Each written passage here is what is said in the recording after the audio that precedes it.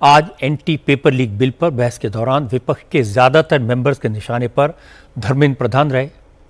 असल में धर्मेंद्र प्रधान शिक्षा मंत्री के पद से इस्तीफा देने के बाद कल जब पहली बार पार्लियामेंट पहुंचे थे, उस वक्त संसद भवन परिसर में बीजेपी के सांसदों ने धर्मेंद्र प्रधान का स्वागत किया था, उन्हें पगड़ी पहनाकर संसद के अंदर ले गए थे।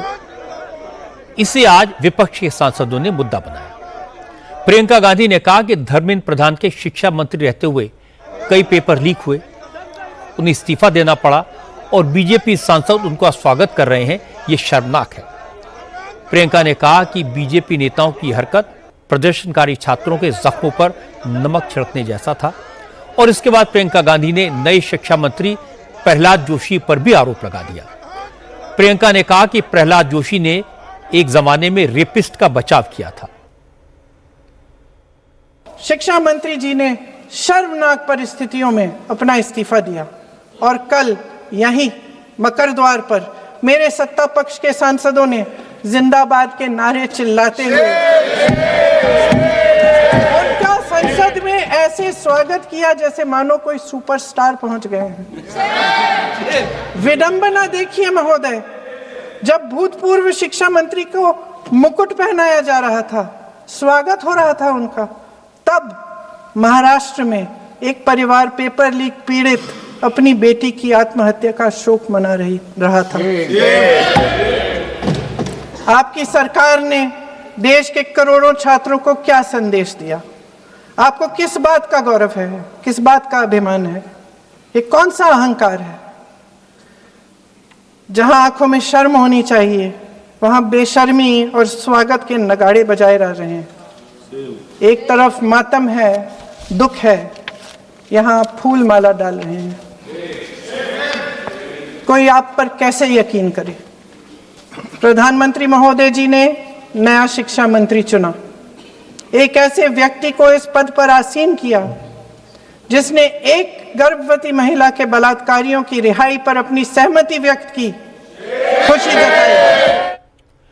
प्रहलाद जोशी पर प्रियंका गांधी के आरोपों से सत्ता पक्ष के सांसद भड़क गए। मंत्रियों ने भी उनके बयान पर कड़ी आपत्ति जताई। Parliamentary affairs minister Kiren Rijiju और निशिकांत दुबे ने स्पीकर से कहा कि या तो प्रियंका अपनी बात को ऑथेंटिकेट करें, वरना प्रियंका गांधी के बयान को रिकॉर्ड से हटाया जाए। इसके बाद प्रहलाद जोशी खड़े हुए। उन्होंने कहा कि प्रियंका गांधी का आरोप झूठा है, बेबुनियाद है, उन्हें माफी मांगनी चाहिए। लेकिन प्रियंका ने कह दिया वो अपनी बात का सबूत देंगी।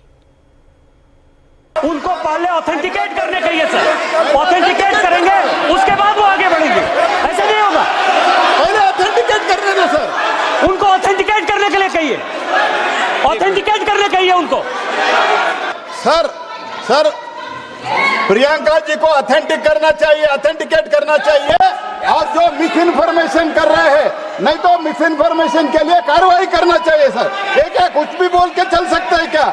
और procedure for the minister the correcting the mistake 114 में अगर वो आपने जो रूल का जिक्र किया 353 में, मुझे कोई नोटिस नहीं दिया है, मैं इधर प्रेजेंट हूँ और मैंने ऐसे कैसे बिना ऑथेंटिकेशन बोल सकते, मुझे बिना नोटिस दिए हुए। इसलिए मैं इसको खंडन करता हूँ और उसको एक्सपेल करना चाहिए और उनको माफी मांगना चाहिए। जो प्रहलाद जोशी जी ने बिल्किस बानो के बलात्कारियों की रिहाई पर जो बयान दिए, उसका प्रमाण मैं आपको दे दूंगी, मैं भेज दूंगी। लोकसभा से बाहर आने के बाद भी प्रियंका गांधी अपनी बात पर डटी रही। यहां उन्हें राहुल गांधी का भी साथ मिला। प्रियंका और राहुल ने कहा कि प्रहलाद जोशी ने बिल्किस बानो केस में रेपिस्ट का बचाव किया था और उन्हें शिक्षा मंत्री बनाने पर सरकार को शर्म आनी चाहिए। The BJP puts a man who is a defender of rapists. That's the most filthy type of man. There can be no filthier man than somebody who says that rapists need protection. That is the education minister of India today. It's strange. It's a strange reaction from the Prime Minister that there are so many people in his cabinet. He could have chosen any one of them, but he chooses a person who protects rapists. It's quite amazing. लेकिन राहुल और प्रियंका ने अपनी बात का कोई सबूत नहीं दिया, इसलिए मामला यहीं खत्म नहीं हुआ। प्रहलाद जोशी पीयूष गोयल और निशिकांत दुबे के साथ स्पीकर ओम बिरला से मिले। प्रियंका गांधी की शिकायत की और थोड़ी देर बाद यह बताया गया कि प्रियंका गांधी की स्पीच के विवादित हिस्से को सदन की कार्रवाई से एक्सपंज कर दिया गया है, निकाल दिया गया है।